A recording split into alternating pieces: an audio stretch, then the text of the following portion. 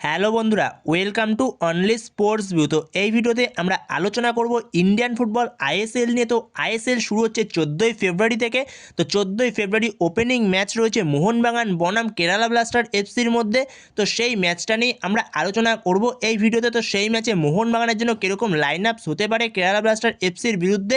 এছাড়াও এই ম্যাচটা তোমরা লাইভ টেলিকাস্ট কোথায় দেখতে পারবে, এছাড়া ম্যাচ টাইমিং, তো পুরো বিষয়টা নিয়ে আলোচনা করব। তো ভিডিওটি সবাই শেষ পর্যন্ত দেখতে থাকো। আর চ্যানেলে নতুন হয়ে থাকলে চ্যানেলটি সাবস্ক্রাইব করে পাশে থাকা বেল আইকনটি অন করে পাশে থেকো। তো সেখানে আগামী 14ই ফেব্রুয়ারি থেকে শুরু হতে চলেছে আইএসএল 2025-26, যেখানে আইএসএল 26ই বলা যেতে পারে, যেখানে 26 সাল পড়ে গেছে। তো সেখানে আইএসএল 2025-26 শুরু হচ্ছে 14ই ফেব্রুয়ারি থেকে। তো সেখানে ওপেনিং ম্যাচ রয়েছে মোহনবাগান বনাম কেরালা ব্লাস্টার এফসির মধ্যে। তো সেই ম্যাচটা শুরু হচ্ছে বিকেল 5টা থেকে 14ই ফেব্রুয়ারি।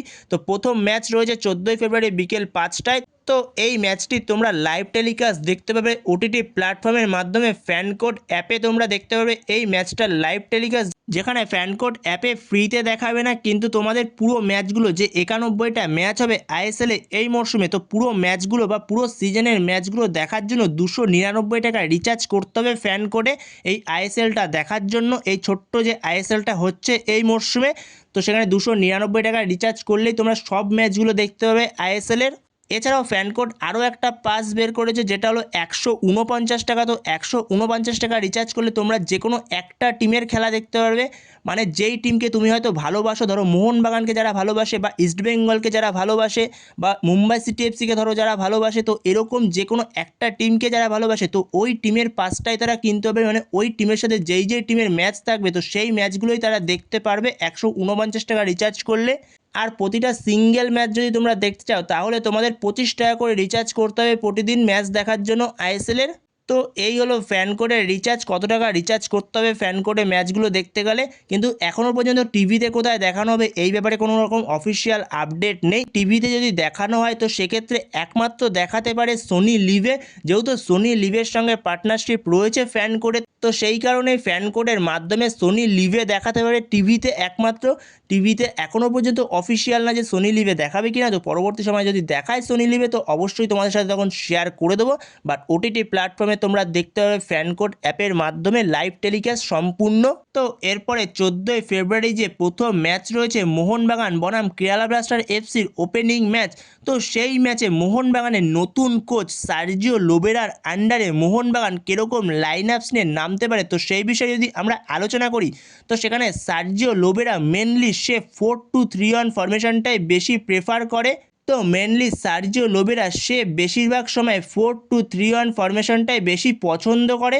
তো সেখানে 4-2-3-1 ফরমেশনেই আমরা দলটা সাজিয়ে দেখে নেব। তো 4-2-3-1 ফরমেশনেই সার্জিও লোবেরা দল নামাবে। গোলকিপার হিসেবে স্টার্ট করবে অবভিয়াসলি ভিশাল কাইত। আর যেখানে 4জন ডিফেন্সের মধ্যে লেফট ব্যাক স্টার্ট করবে শুভাশিস বোস, যেখানে রাইট ব্যাকে আশিস রায় পুরোপুরি ছিটকে গেছে এই সিজন থেকে। তো সেখানে পরবর্তী সময় আমায় রানোয়াটাকে সাইন করিয়েছে মোহনবাগান।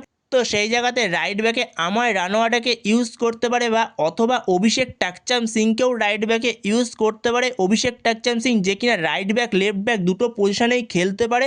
তো লেফট ব্যাক তার আসল পজিশন, কিন্তু সে রাইট ব্যাকেও খেলতে পারে। তো অভিষেক টাকচাম সিংকেও রাইট ব্যাকে ট্রাস্ট করে দেখতে পারে সার্জিও লোবেরা। তো এরপরে দুজন মেন সেন্টার ব্যাক হবে মোহনবাগান টিমে। দুজন বিদেশি সেন্টার ব্যাক রয়েছে, একজন টম অ্যালরেড, আরেকজন হলো আলবার্তো রড্রিগেস। তো আলবার্তো রড্রিগেসই ফার্স্ট চয়েস হবে সার্জিও লোবেরা, যেহেতু আলবার্তো রড্রিগেসের হাইট ভালো, তার গোল করার ক্ষমতা রয়েছে ডিফেন্স থেকে উঠে গিয়ে।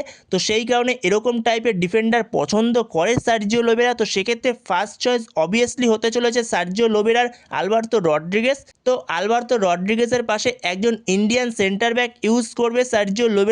তো সেই জায়গায় অবভিয়াসলি ফার্স্ট চয়েস হবে মেহতাব সিং। তো মেহতাব সিং স্টার্ট করবে। তো সেখানে মোহনবাগানের ডিফেন্স লাইনটা হবে লেফট ব্যাকে শুভাশিস বোস, রাইট ব্যাকে আমায় রানোয়াডে অথবা অভিষেক টাকচাম সিং। আর দুজন মেন সেন্টার ব্যাক হবে, একজন আলবার্তো রড্রিগেস, আরেকজন হবে মেহতাব সিং। তো এরকমই হতে চলেছে মোহনবাগানের ডিফেন্স লাইন। এরপরে যদি মাঝমাঠ নিয়ে আমরা কথা বলি, তো মাঝমাঠে অবভিয়াসলি ফার্স্ট চয়েস হিসেবে আপুয়া স্টার্ট করবে ডিফেন্সিভ মিডফিল্ডার হিসেবে।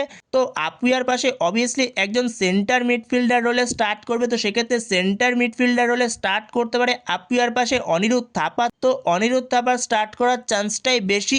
এছাড়াও যদি একটু ডিফেন্সিভ যেতে চায় সার্জিও লোবেরা, তো সেক্ষেত্রে সেখানে দীপক তাংড়িকে দিয়েও স্টার্ট করাতে পারে। কিন্তু সার্জিও লোবেরা সে যেহেতু বেশিরভাগ সময়তেই অ্যাটাকিং ফুটবল খেলাতে পছন্দ করে, তো সেক্ষেত্রে সেখানে অনিরুদ্ধ থাপাই স্টার্ট করতে চলেছে সেন্টার মিডফিল্ডে। তো এরপরে দুদিকের উইং থেকে লেফট উইং থেকে স্টার্ট করবে রবসান রবিনো অথবা লিস্টান কোলাসো।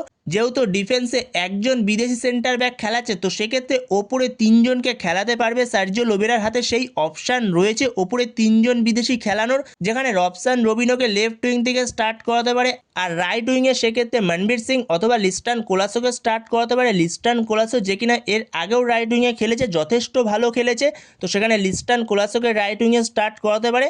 আর as a number 10 attacking midfield হলে সেক্ষেত্রে দিমিত্রি পেত্রাউসকে স্টার্ট করাবে, কারণ দিমিত্রি পেত্রাউসের প্রতি যথেষ্ট রকম ভরসা করছে সার্জিও লোবেরা। দিমিত্রি পেত্রাউসকে অ্যাটাকিং মিডফিল্ড রোলেই খেলানোর চেষ্টা করছে, কারণ সেই জায়গাটাই তার মেন পজিশন। তো সেখানে অ্যাটাকিং মিডফিল্ড রোলে obviously Dimitri Petratos first choice হতে চলেছে সার্জিও লোবেরার আন্ডারে।